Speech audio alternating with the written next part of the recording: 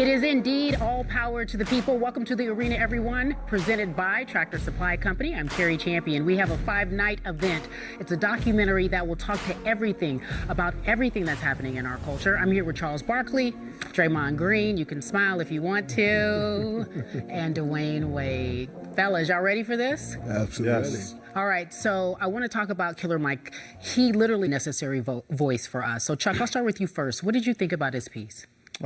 He has inspired me. Me and Ernie had him on our podcast. Rally around him, D. What do you think? Well, speaking of... That's what I love about him. Chuck, you are taking me to my next segment. When you just said you should meet someone and not judge them, I know that when I told everybody I was doing the arena, outside of what we were talking about on this show, it was really about, can Chuck and Draymond get along? let me tell you. And you all seem to get along. We do get along.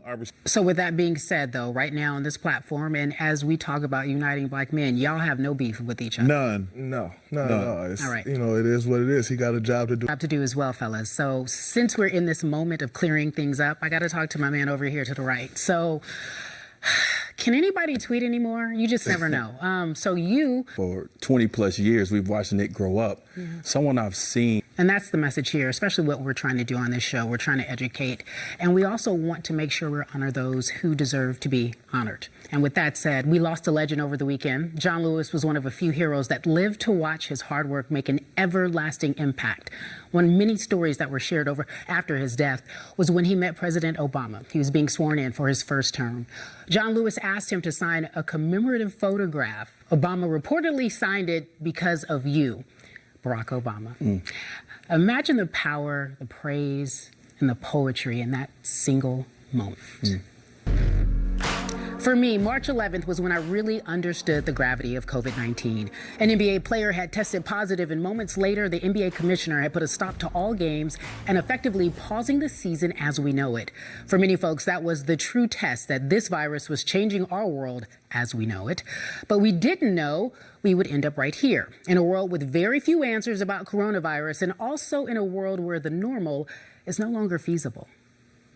To the arena, presented by the Tractor Supply Company. With the NBA season quickly approaching, many players will come to the court with heavy hearts. Whether willingly or reluctantly, we've watched these talented men turn into mighty activists, demanding equality.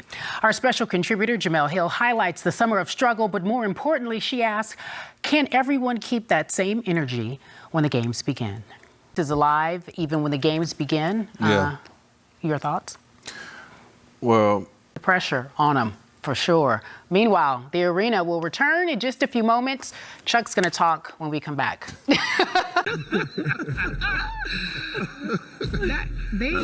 How powerful is that, Chuck? Well, he's an amazing young kid. Yeah, I want to say something before. We know John Lewis is a hero. Beautiful. Draymond, you asked me how old Kedron was as we are honoring our heroes. What did you think about him? I've kind of watched quite a few. It's on us to instill in our kids that being black.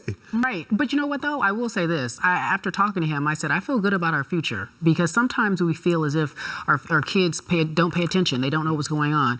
And you're right. His parents did a great job with him. But that young man is very special. And for him to have so much awareness and want to share that message with the world, and it went viral in the way in which it did, it's a special moment. Well, and this is a really important time when kids aren't able to go back to school, health care in the black community.